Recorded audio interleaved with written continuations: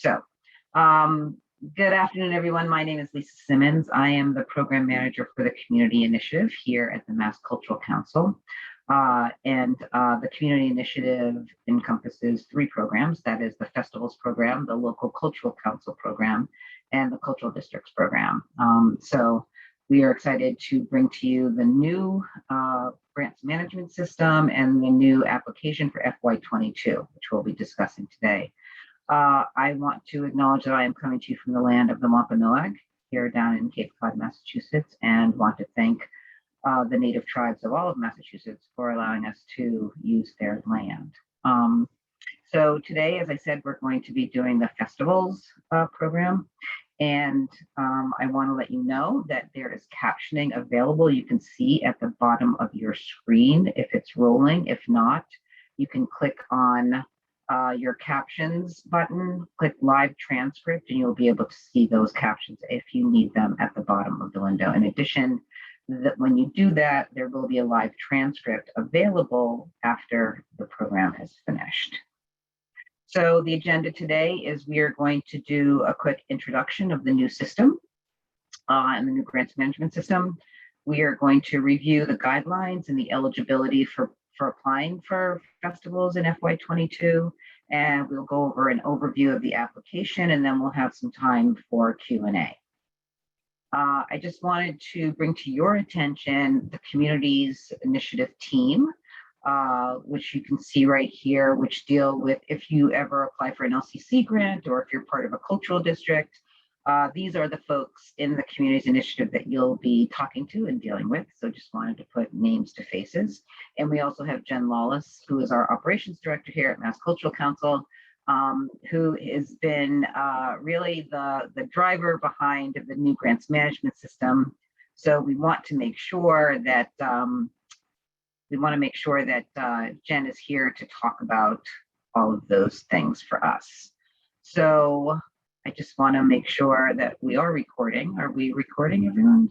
Okay, great. So I'm just going to go over really quickly why we have a new grants management system, and then we're going to roll into Jen to teach you a little bit more about that, and then we'll go back to the guidelines. So, one of the biggest things is that for the grant management system is that it allows us to have all of our programs at Mass Cultural Council more streamlined. That means that we can cross-promote programs. So if you're an organization and you're applying to a festival for a festival grant, you may also be eligible for a CIP grant, or you might be eligible for other things as an organization. So we want to make sure that those things are readily available to you and they're visible to you, so you'll be able to understand all of the things that Mass Cultural Council has to offer. It's also a lot more flexibility for us around grant management and collection of data, which is great and important for you as well, so that we can help you, do the most for your festivals and for your programming, that we can provide data to you. And it also, one of the great things about it is that it allows your organization to be associated, like your festival to be associated with different logins, which wasn't necessarily available before. And I know for the festivals program, this is important, as some people come in and write grants for one, or for the organization, then they leave, or there's an intern. So this way, to be able to find information and to find your applications, you'll be able to do that, I think, more easily. So with that, I would like to turn it over to Jen. Thanks, Lisa. So one of the things, so we have a new grants management system, and what the grants management includes is essentially it's acting as a database for all of our grant programs. So when we set it up, we did kind of populate the grants management system with data. We didn't want to start with something empty. So, as you're coming to the grants management system for the first time, you might be wondering, is there a record for me already as a user? Is there a record for my organization? And so if you as an individual have applied for festivals funding in the past, you likely have a record in the system. If the organization you're associated with has applied for any funding from the Mass Cultural Council in the past, there's likely a record for the organization. So one of the things we're just encouraging people to do before trying to create a new registration is to actually just check and see first if there's already a record for you, because we did bring over thousands of records. And I'll walk you through that in a minute. So just to summarize, if you think you might have a record, it's worth your time to check for it. If you check for your, if you check for a record and you don't find one, then you're just going to register. If you absolutely know you're new to the Mass Cultural Council, your organization's new to the Cultural Council, you can just go right ahead and register. So there's a couple key areas on the landing page, which we'll go through in a second, but the forgot password is what you're going to use to check for an existing record. And then you can see over on the lower left, new to the system and register is where you'll go if there is not, if you don't find a record for yourself. When you first get to the system, you're going to always, if you're applying for a festival grant, you're going to always register as an individual. I'm sorry, you're not going to register as an individual. You will always register as an organization. And this is a little preview of what that organization registration page looks like. But we'll go through it in the screen share, I think right now, right, Lisa? Let's see. So I'm going to take this.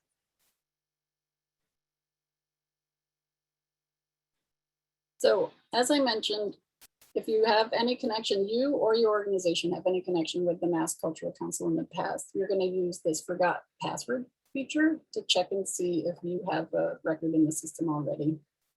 Just to give you a sense of what's over here, if you need to get back to the website and look at programs, there's a link. You can join our mailing list. And if you have trouble logging in, there's a help desk email right here. When you click, it'll open an email up. But let's pretend we're going to see if we're in the system. So you're going to click forgot password. And then what you're going to do right here is just, you're going to enter the email address that you used in the past to apply for MCC grants. You're going to confirm you're not a robot, and you're going to hit submit. Now, this is going to give you really specific instructions about what comes next. So that's going to generate an email from this email address, masscultural_no-reply@smartsimple.com. So if you know your junk mail is set your filter set very high for security, you might as well just go ahead and add this to your contact list just to make sure you get all the emails associated with this email address, because this is what all notifications will come from the system. So like I said, check your spam folder. If you know for sure that you have an account, which at this point you may not, you can reach out to Lisa for help. So this is, this is really just some instructions. So what you should get is an email that will look like this. If there's a record for you, let's say, dear you, and it's going to give you a temporary password to log in for the first time. So you're going to just copy that temporary password. You're going to click this link, which is going to take you back here. You're going to enter your email address again. You're going to enter your temporary password. And you're going to create a new password. And once you do that, you can get into the system. The first time you log into the system, it will look like this. And you can update your password at any time. You can change it if you want. And this is what it'll look like when you log in the first time. So let's say you don't have a record, or you tried that and you never got an email. You don't have a record. So then you're going to register. And so we'll walk through that now. So here's the register button. Like I said, if you're applying for a festivals grant, you're only going to be registering as an organization, as individuals aren't eligible for festival grants. So the first thing you're going to do, so we just found out you don't have a record. You as an individual don't have a record, but the organization you're associated with might. So you're going to start typing the name of your organization into this search field. And you can, if you find yourself here, you can select yourself. When I say yourself, your organization. If you find your organization in the search list, then all you have to do is connect yourself with the organization. So you'll put in your first name, your last name, your email, and phone. So your email is what you're going to use to log in. That becomes your username after you register. So if your organization is already in the system, all you're doing is saying your name, your email, you're going to hit submit. The same thing's going to happen. You'll get an automatic email from the system. Use that to set up a password for your newly created account. So in this case, you as an individual have now registered and connected yourself with an existing organization in our database. And then you'll be logging in, and everything you do in the system is on behalf of the organization you've connected yourself with. Let's say you look for your organization and you can't find it. It's not here. Then you're going to create a new organization record. And up here, there's a link, register your organization manually using this form. So now, so there is no record of you, there is no record of your organization. Now you're going to add an organization. So there's some instructions up here.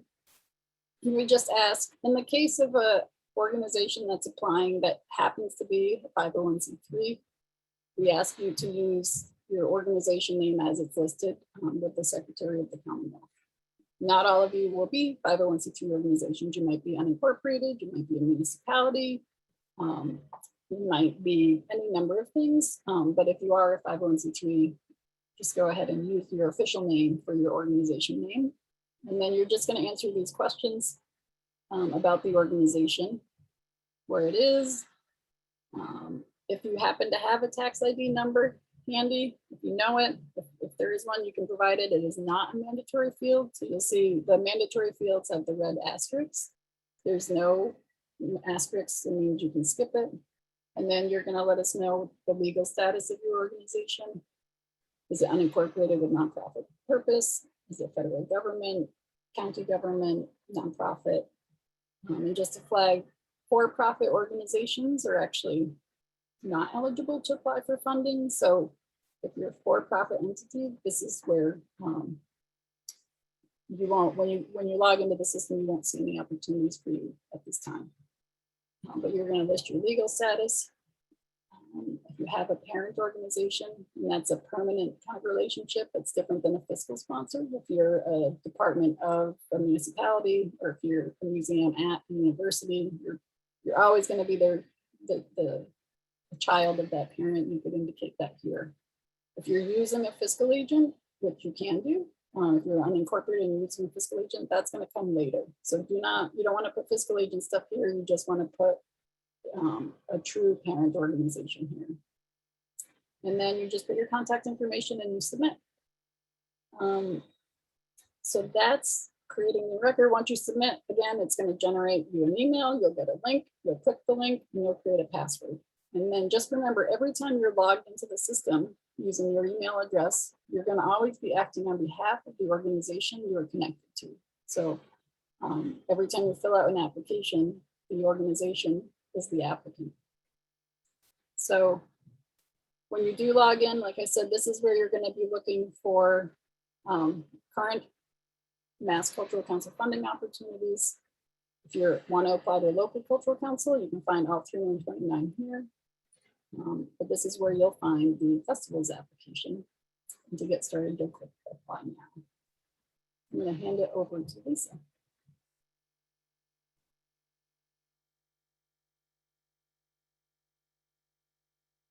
You're on mute, Lisa.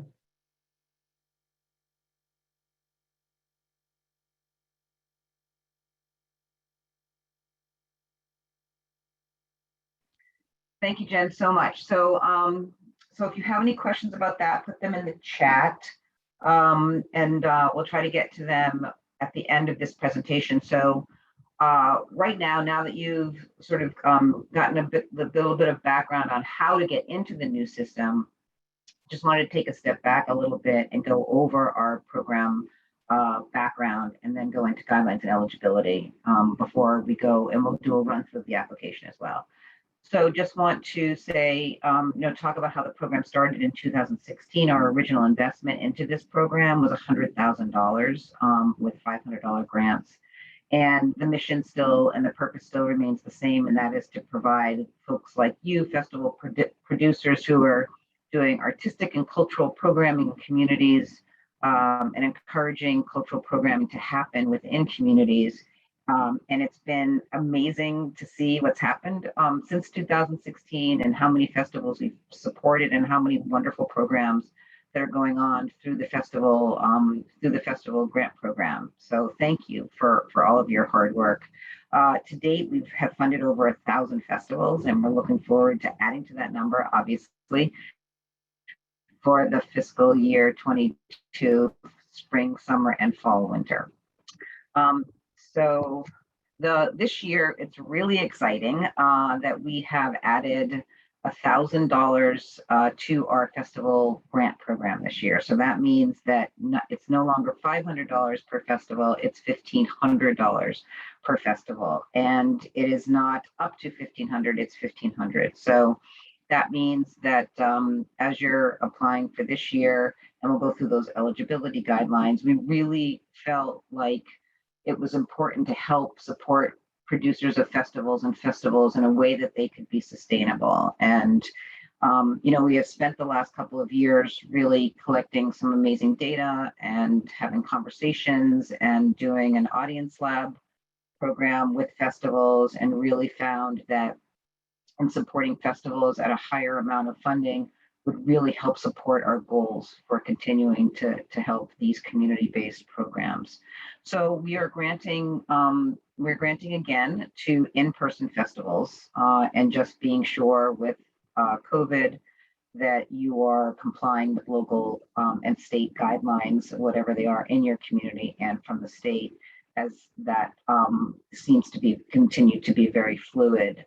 We also are supporting online festivals, just as important as in-person festivals, and we'll get to the eligibility part of that, what that might mean. But one of the big things that we added last year, which we're continuing on to this year, is supporting audience development and audience engagement. These are not available for first-time festivals, but they are really really to help the sustainability of festivals and to help programmers strengthen their community presence, to assess who their audiences are, to take some time if they're not able to have a festival this year, like last year because of COVID, that they can apply for funding to help with websites and things like that. So that has been a really important part of our changes. So as you know, the goals are to celebrate arts and sciences and humanities, create a sense of place. We understand that festivals do that, and a really important part of that. They offer diverse arts and cultural experiences. We've seen some incredible programs that have happened within communities that are, educational, cultural, and really an important part of those communities. We want to also support Massachusetts artists who are working in this area, and that festivals can employ and bring them on and showcase their work. That's a really, really important part of it, and show artistic excellence. So that's a really important part of what the goals are for the festival. Eligibility, just quickly. So festivals have to be one of these 4 things, and that is a 501c3, having that status as a nonprofit. Also, municipal entities like local cultural councils, public libraries, parks and recs are eligible to apply for this festival program.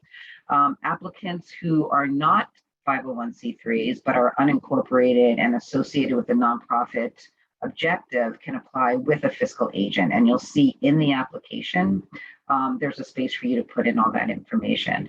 With all of this, though, all of the programs, whether it's a 501c3 and those applying through a fiscal agent, have to be in good standing with the Mass Cultural Council. So just make sure when you're looking at a fiscal agent that they are in good standing with the state and that they are in good standing with the Mass Cultural Council. So eligibility for all applicants is that all festivals must be managed by a Massachusetts entity. They have to have identifiable arts and humanities and science themes. They do have to showcase Massachusetts artists, and that's really what we want, as I spoke about before, and that they are open to the public, as well as that they have some kind of free programming. And that could even be 12 and under are free. I mean, the whole idea is to help to make these festivals accessible to everyone. So program eligibility, and this is focusing on online and in-person festivals. So they have to be held within Massachusetts. They have to be open to the public. They can be a one-day event, like 4 hours or more, or they can take place over the course of 14 days. And when they take place over the course of 14 days, that has to be a consecutive sequence of a thematically curated event. So, whether it's an artist festival that takes place over 14 days, or a film festival is a good example that oftentimes takes place over 14 days. And that is a continuous 14 days. So if it's in person, you must have a plan to deliver it online just in case your municipality or the state does not allow in-person festivals. So first-time festivals are obviously eligible to apply for both online and in-person festivals.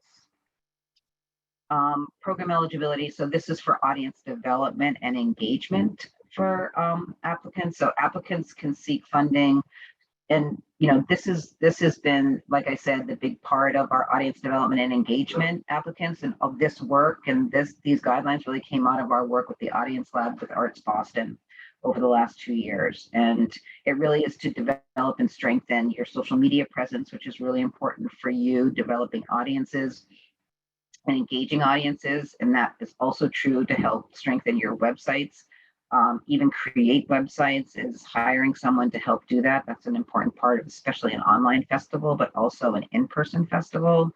Audience engagement activities that you may undertake now during COVID-19. A lot of times you could be, if you can't hold your festival, whether it's in person or online, you could actually try to, bring somebody on board or think about ways that you can engage audiences outside of the time frame that your festival is happening, in hopes that you will gather that audience and increase that audience next year when you can hold your festival.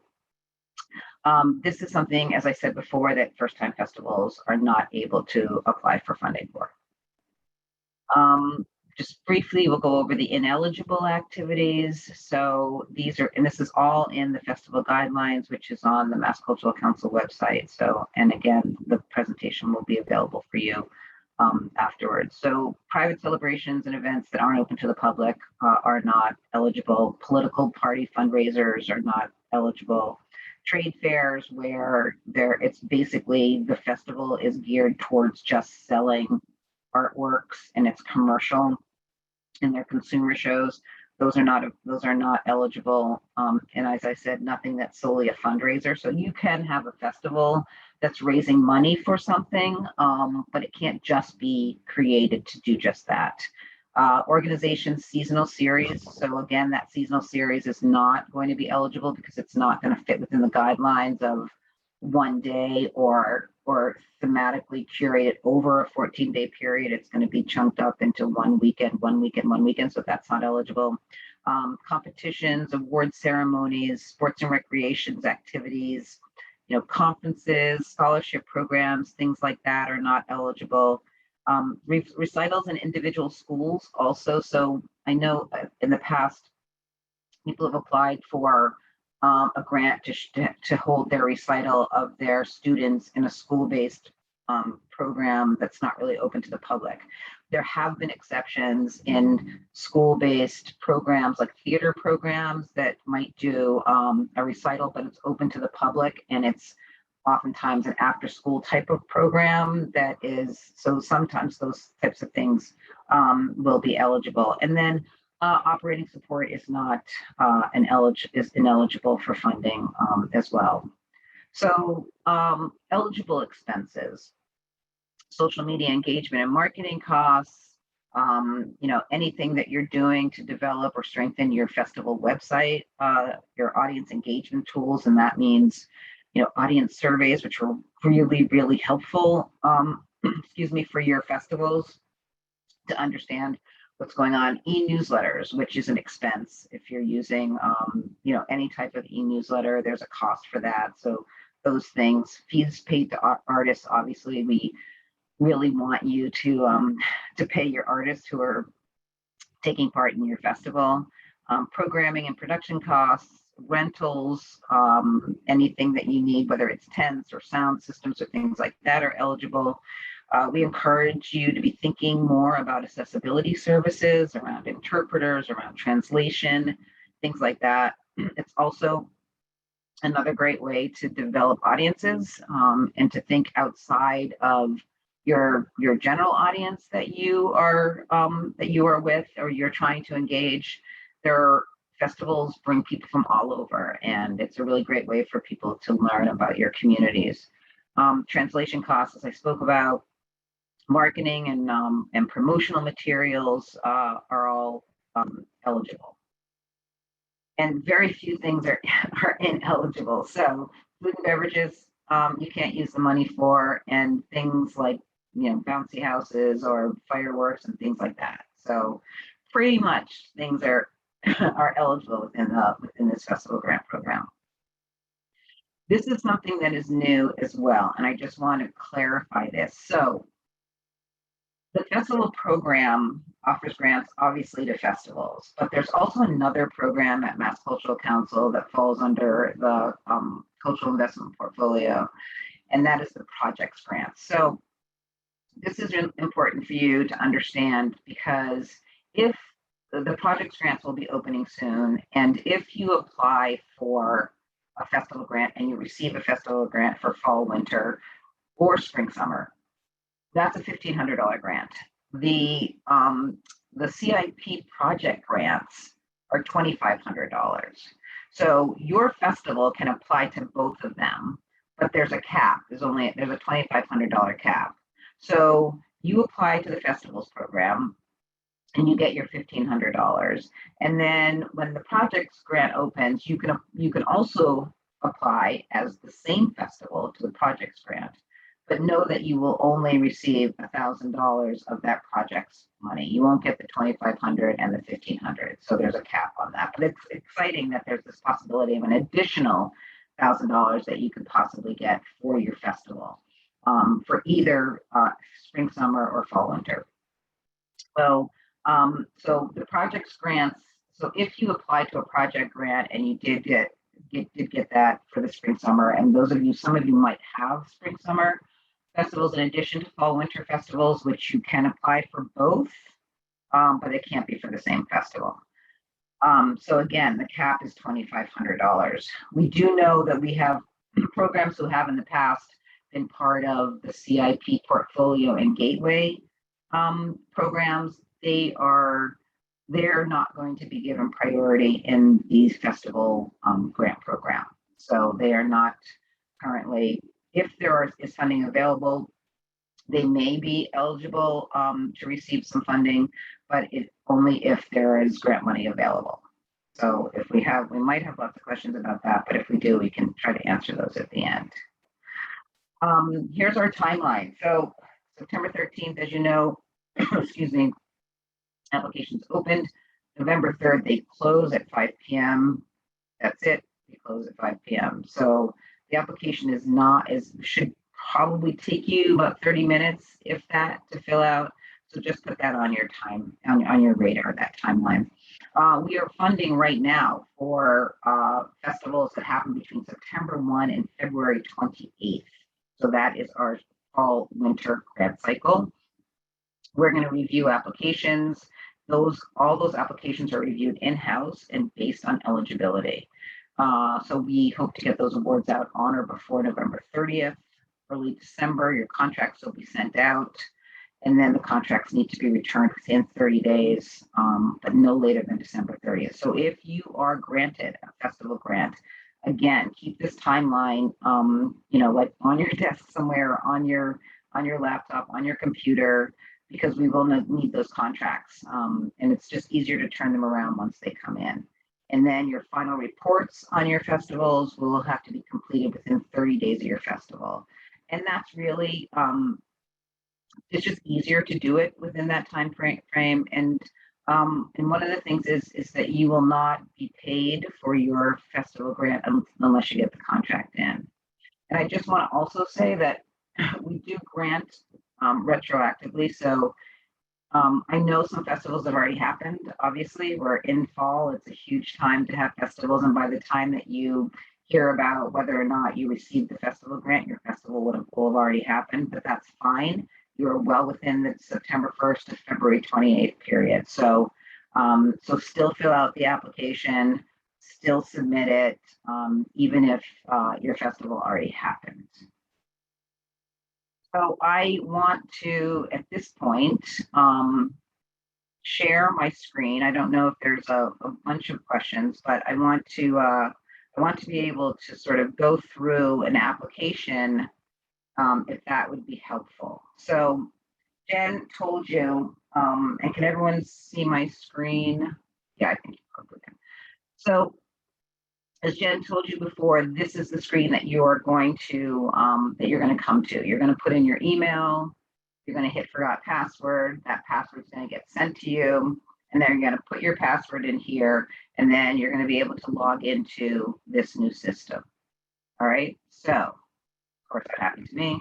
Let's see.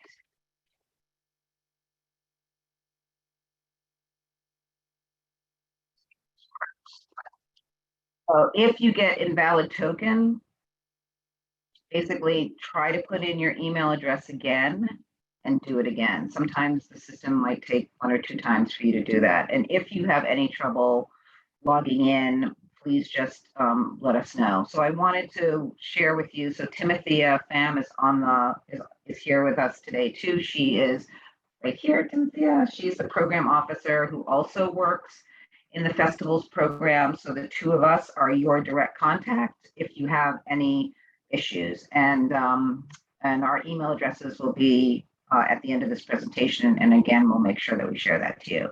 So here you come to your screen, as Jen showed you. You have these opportunities as an individual. So I'm logged in actually as an organization. So here it says welcome, and oh look, I have current opportunities. So I'm going to click on those current opportunities and see what's there for me. So when we talked first about grant management and why all the programs are all in now in Smart Simple, this is where you're going to see that, where you log in and you're going to see your name and you're going to see a number of opportunities that are available to you. So you're going to be clicking on that. So for me as an organization, I can apply to the festivals program, or I can go to the local cultural council program. Those are my options. So I want to go to the festivals program. So I'm going to apply to the festivals program. Now this is important. When you get to this section and it says click on draft before beginning, you have to click on that draft before you begin. So the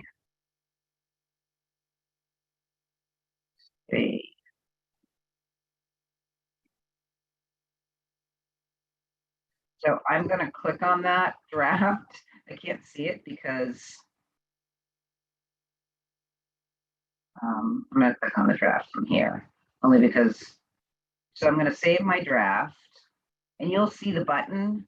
It's just that I can't see it right now because I'm sharing my screen. So you're going to click on that button and then you're going to come up. So here you have your eligibility. So this is really important. Read these questions and make sure you're answering them correctly. So I have emailed a couple of other festivals who couldn't pass the eligibility quiz.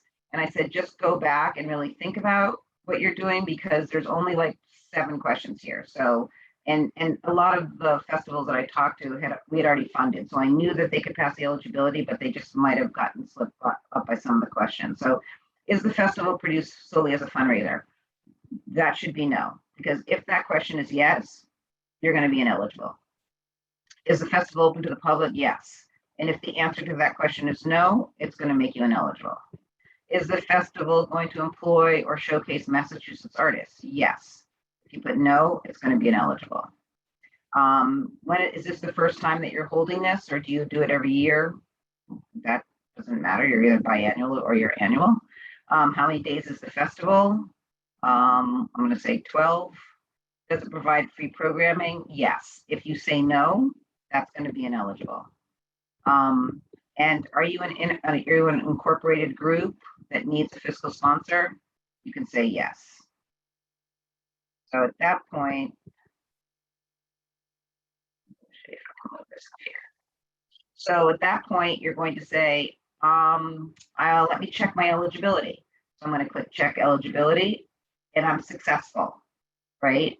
If you are not successful, you will get the screen that says you are not eligible. If you get a screen that says you're not eligible, you can go back and try this again, right? So you can go back and try to see whether or not you can answer those questions again. If you run into that problem, again, contact Timothy or I, and we can help you through that. So we're going to proceed. Here's my festival application, and there it is. Okay. At any time, right here, this button here, application summary, is a button that you can click to get your whole application. So when you finish, you can click that and print it out. So here, it's basically going to pull up your applicant information. You're going to fill in the contract manager, all this information. If there's a secondary contact. So I just want to make a note that for the contract manager, this is if you're doing fiscal agency, or if this is the information that we need to know who the contracts are going to go to. All right. So you see that there's a tab up here for a fiscal agent. That's really important too. And that's where your checks are going to go to. If you have a fiscal agent, just know that that's where your grant is going to go to that fiscal agent. If not, it's going to go here for the contract manager and all that information. If you're the primary contact for this information and we need to get in touch with you, that's what goes here. This is really important because this is what Timothy and I use to get in touch with you, to ask you if you send back your contract. So make sure that that person that you put in the secondary contact information is someone that has a direct knowledge of the grant that you're applying for. That's just really, that would be very, very helpful. Then here's your fiscal agent information. If you are not a 501c3, if you are applying for it with a fiscal agent, you're just going to fill out all of this fiscal agent organization name, their contact information, and then you can, if there's any additional information that you want to provide, and then the fiscal agent's primary contact information, if it's different than the executive director above. This is really important if you are applying with a fiscal agent, that we have this information, because this is who the contract is going to go to. So if you get in touch with us and say, we haven't received the contract, we're not sure where it went, this is the first place we're going to look. We're going to look, A, if you are a fiscal, if you have a fiscal agent, or B, if you don't and you're a 501c3, who the contract manager is. So just so you know, if you're looking for something and it hasn't come across your desk, even the funding hasn't come across, the person that you gave us for your fiscal agent or your contract manager will have that information. So you fill out all that information, and then we get to the project. So here we want to know, what's the current frequency of your festival? I know we've asked that, but we want to know that again. And then we're going to know how many years has the festival been in existence, 24. What are you seeking funding for? So this is where you choose whether you're doing in-person, online, hybrid, or festival audience development. Okay, it's going to ask you your project discipline, and that's sort of like the theme of what the festival is going to be. So if you're a film festival, it would be media arts. If you're doing a music festival, so it's all pretty self-explanatory. We're going to ask you when you think your project's going to start, when you think it might end. This gives us that time period within that 14 days of whether or not the eligibility, you pass that eligibility quiz. So your name of your festival, we definitely need to know that. We want you to describe, what your festival is, and a lot of this is for us also as marketing purposes, so that we have that.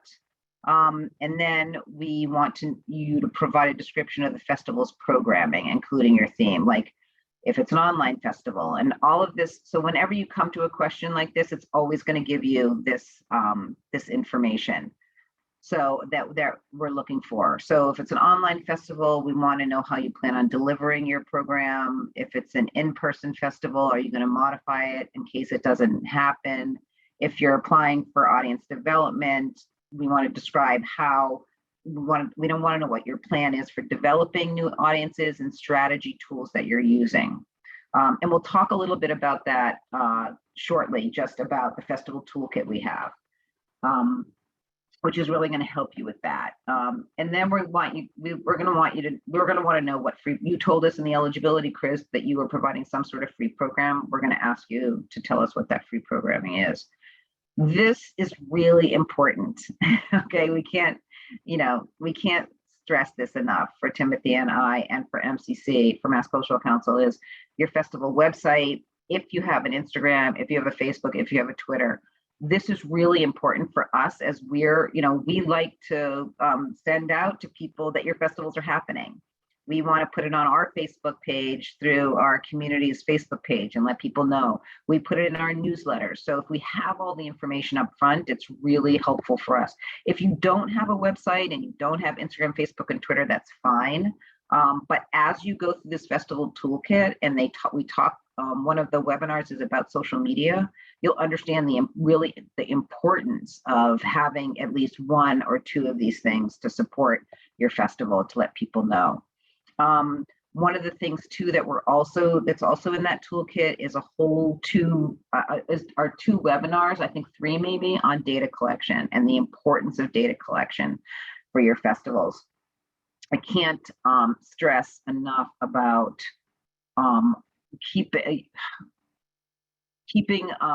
understanding where your audience is coming from, understanding who your audience is, and capturing that data so that you can talk to them throughout the year, or re-invite them the following year. It's how you build audience. It's how you also engage audience. Not everyone's going to give you a mailing address, obviously, but again, in this festival toolkit, there are some wonderful webinars on how to collect data. We are going to ask you that here, but we're also going to ask you that in the final report. So just as you're thinking about that, it is something that you're going to have to respond to in the final report. And then about estimating the total number of attendees, that's just really an estimate. We're just curious as to that. And then evaluation, another thing that's really important as far as your festivals. And even if it's a small festival, that's just, like a strawberry festival in a town, or a larger festival, it's always good to do some sort of survey follow-up for your attendees to find out how you can do things next year, what people might have wanted to have and they missed. So it's a really great way for you to follow up for your festival. And again, in this festival toolkit that we'll talk about in just a few minutes, and give you an overview of that, it has some really great tips in that. One of the things that's really different this year, and this is across all programs, is your budget. So one of the things that we really wanted to make sure of was that this wasn't cumbersome, and to get information that we actually just really needed from you. So you'll come to this page and you'll see project budget, and then you'll see projected income, and you'll say, where is it? Where do I put in my information? So you're going to click on this project button, and it's going to bring you to the project button page, project budget page. So you'll see it says cash expenses and descriptions. You're going to simply click on this plus, all right? And you're going to do this for every expense that you're going to add. The great thing is this is a drop-down menu. And I don't know if you can see the drop-down menu in the share, but there's a drop-down menu that basically says salaries and fees, production costs, space rental, transportation. So you're going to basically put that in your cash expense. You're going to say, house, or you're going to say library.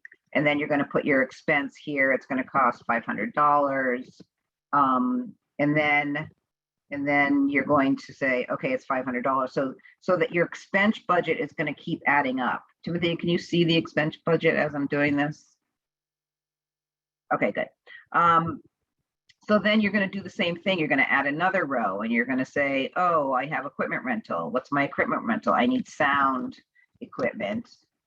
Okay, and you're going to say that's going to cost $1,000, and you're like, okay, that's $1,000. So this is you're going to keep doing that until you finish with the expenses of your budget, and then you're going to hit save,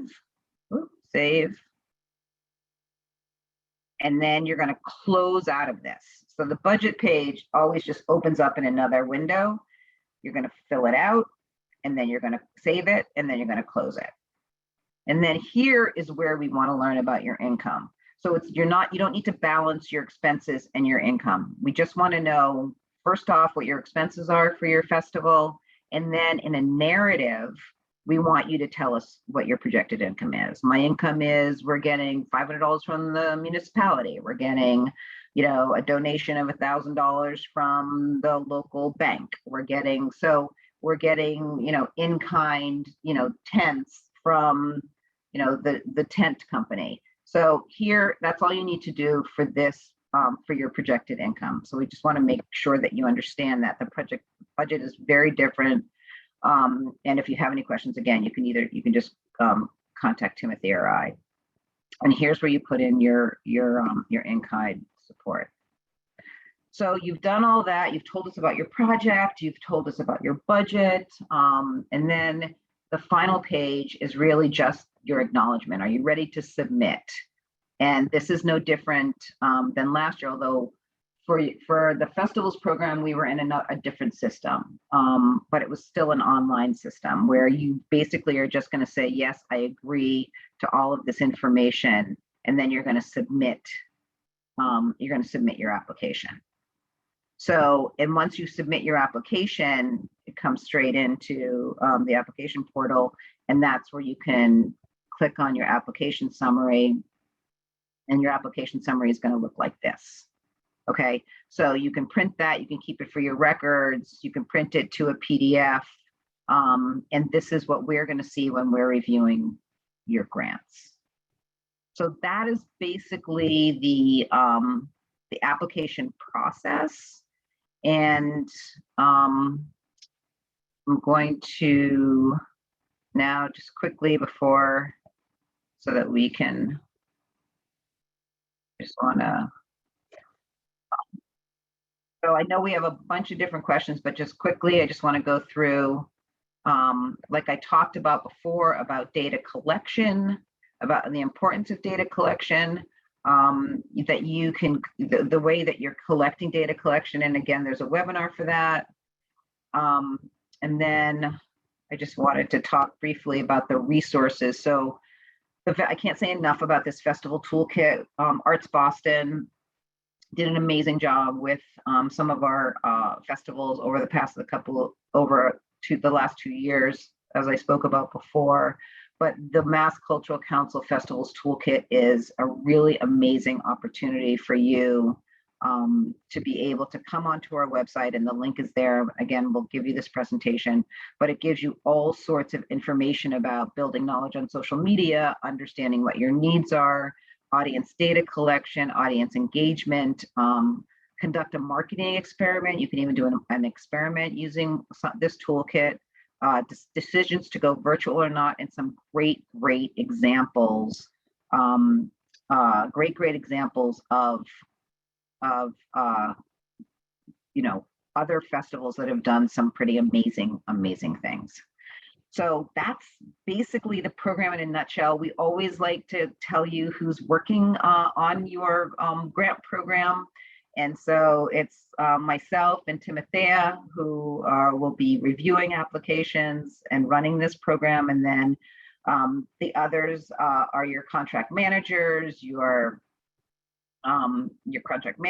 digital communications. When we talk about give us your festival website and give us your socials, Dawn, and then Scott and Evelyn, and of course Jen, who is the person really running the grant system right now, and then the support from all this. So we just wanted to make sure that you knew that and had that information.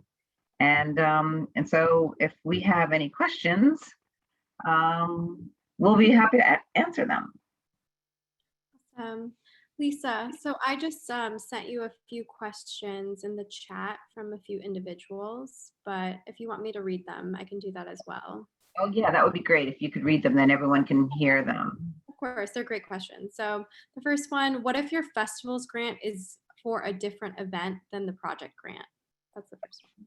Yes, so that's fine. So that is fine. It's just that you can't double dip on the same festival. So if you apply to a festival grant for one festival and then you have another project that you want to apply to project grants for, you can do that. And then you can get, if you're eligible for festivals, you can get that money. And if you are successful in the project grant process, then you can get money for that, as long as they're not the same. Perfect. And for the next one, which cycle should they apply for a festival happening in October 22nd, 2022? 2022, that would be next year. So that grant program will more than likely open up in May or June of 2022.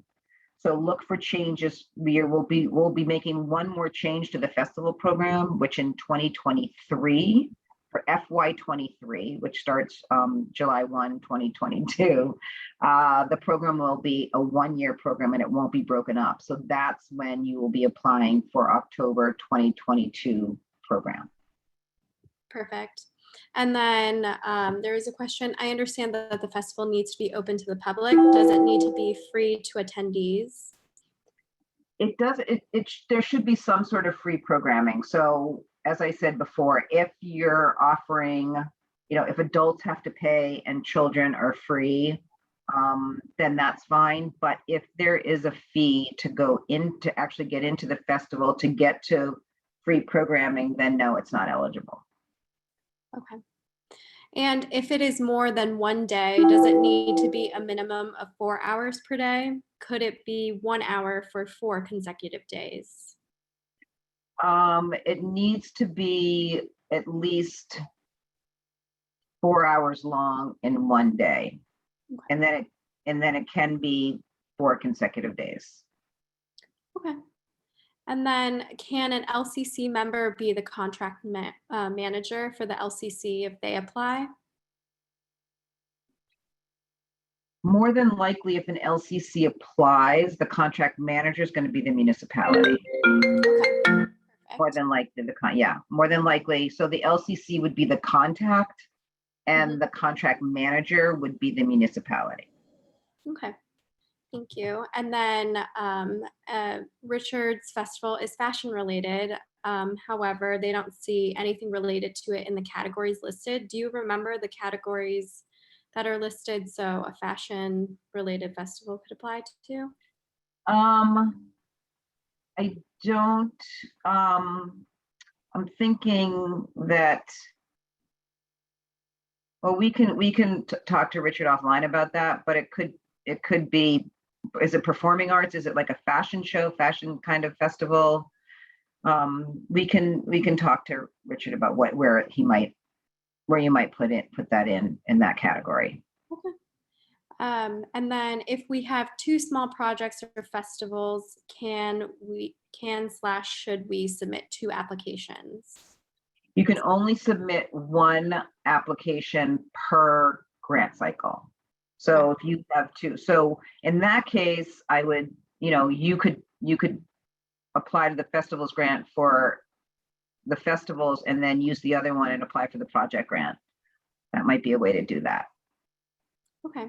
And then if an individual applies in November of 2021, then it has to be completed by spring of 2022, right? Or yes. So the festival funding period for right now for the fall winter grant period are for festivals that happen between September 1 and February 28th, 22.